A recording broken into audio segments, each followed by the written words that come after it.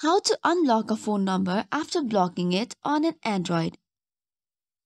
Hey guys, let's get started.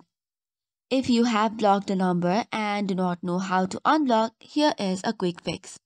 For this, first of all, open your phone number settings or the phone application.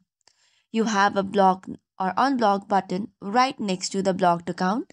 Just tap on the unblock button and you're good to go. However, if you cannot see this icon, what you can do is go to the history and tap on the three dots on the top right corner. Here you have unblock number, click on unblock and you're good to go. Likewise, you can also check for the settings of your Android to check for the block list. This way as well, you can now unblock someone. So these are the ways by which you can unblock a number on Android.